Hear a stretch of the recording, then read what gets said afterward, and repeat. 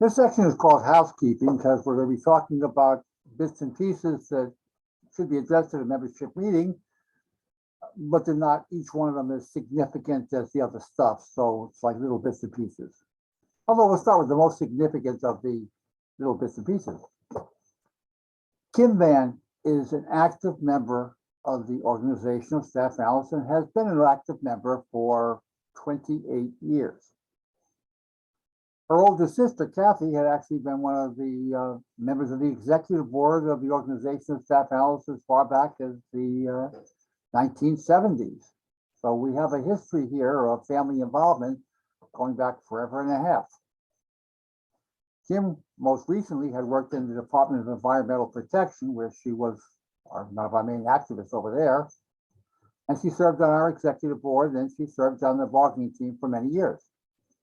But recently, like quite a few of our other folks, as COVID waned a little bit and they told everybody to come back to work, she made the decision that, yep, now would be a good time to put her papers in. Rather than going back and starting all over again, she put her papers in. So she came to me and she said that she did want to continue her activity with the organization of staff analysts. And for that, I was very pleased because I don't like to lose good people. However, she made the suggestion that it might be an appropriate time for her to step down from the executive board. And she even had a person she wanted to nominate to replace her. We have a young fella, well, by me he's young, a young fellow named Adam Ortel, who's been with us for quite a long time himself. And he's worked his way up and into our hearts for a great many years. He has worked in the organization field and been involved in campaigns. He's actually running the entire grievance section with the approval of the senior grievance reps over there who made the decision that they wanted to take that job on. And over the past few years, he's also begun to negotiate contracts for us. In fact, he'll be the main lead person on all of the negotiations going on in the near future for the smaller unit contracts. It won't be that I won't pay attention, and I will be there as well just to make sure. But Adam is doing that job for now. For that reason, it made really good sense now for Adam to be nominated by Kim to replace her.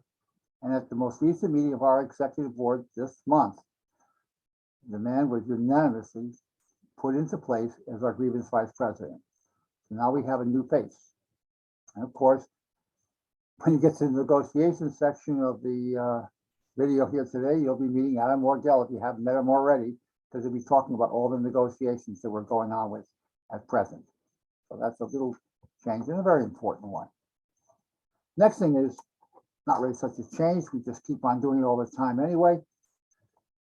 We have never stopped organizing. And the reason why we never stopped is because we believe in it.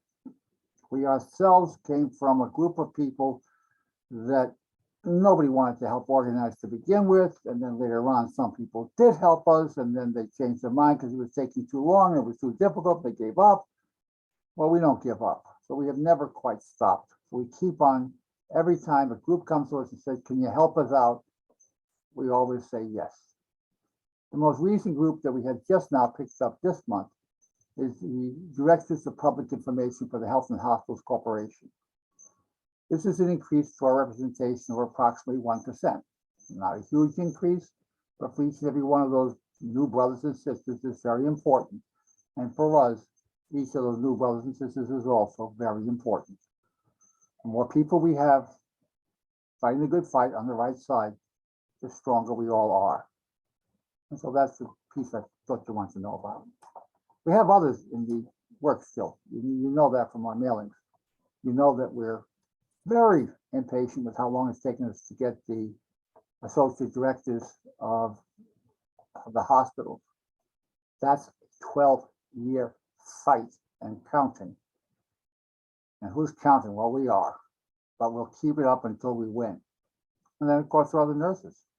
That one's only about 6 years now that we've gotten the Metro Plus nurses, but we haven't got the other 300 or 400. And we'll be working on them in the year 2022. Our third item would be merger. We have talked to you in the past about merger, and we continue to investigate. The things that we're looking for are what's the value to us of the merger? And if you don't mind, quite often the average member who doesn't pay a lot of attention to this comes up with kind of silly answers. No, we can't join the UFT and therefore get our vacations off in the summer. It doesn't work that way.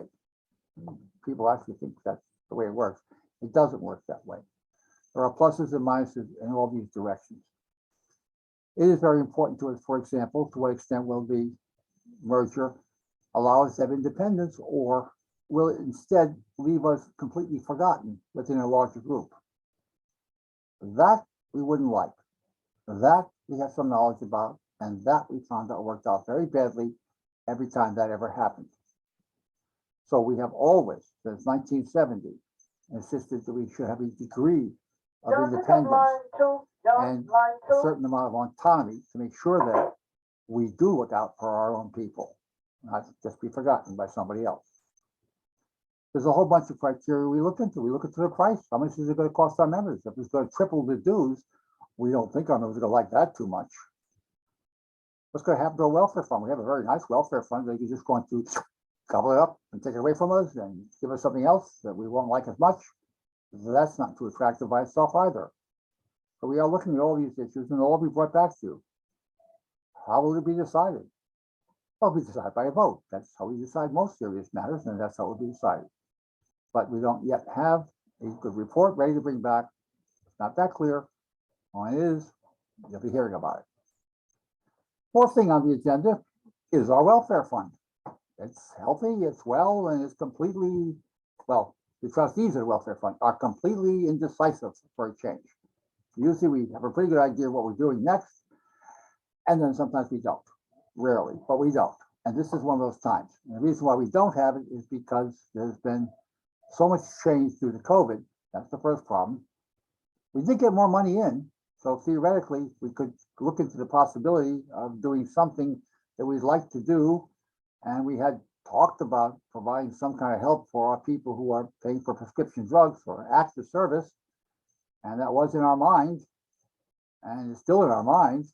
But whether it'll actually happen, we're not so sure, because we just don't know, because you see, the Medicare Advantage issue that came along also has an impact upon our members, and we don't know exactly what the impact will be yet, because that's not been worked out yet. We've been in touch with the Management Benefits Fund, which we tend to try to parallel mostly, and they're not too sure either. So this whole situation continues to be up in the air. So yeah, we're healthy and we're in a position to maybe improve benefits, but we'll have to try to figure out what that should be. And I guess we'll figure it out sometime maybe during 2022, because right now there's too many things going on for us to make a decision that would be, wise. So, but just know we're keeping our minds open to the possibility of some improvements. Finally, I'm going to be talking about the holiday party, and I'll start with kind of a explanation / apology. I'm not even sure we should be having a holiday party, but then that's to be understood. I mean, am I hosting what will turn into a super spreader event? I certainly hope not.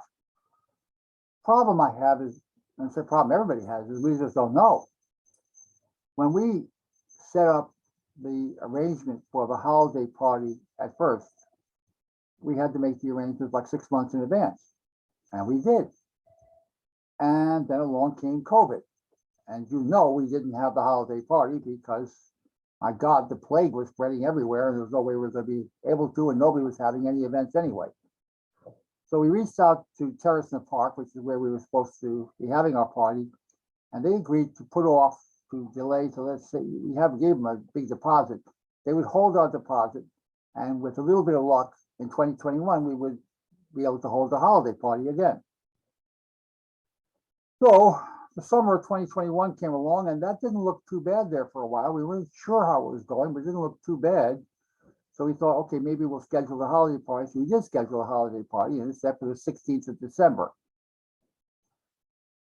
And then, of course, many other things happened, like the vaccine mandate and the requirements of the city that you could not go somewhere unless you were vaccinated, and the requirement that all the groups, all the venues that were providing any kind of admission, check people for vaccinations. Now, right away, some at least of our members could not go to the party because they wouldn't be allowed in.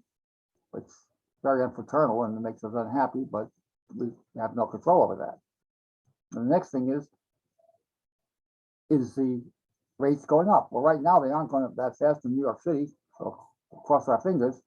But I'm making this tape before Thanksgiving, and I guess we'll know better in 2 or 3 weeks what happens after that. But meanwhile, for all those who can possibly make it to the holiday party, I'll be there. And boy, will I be looking forward to seeing you guys again, because I've been missing you something terrible over the years. That's the story of the holiday party. And if everything goes well, I hope we see each other there. I hope.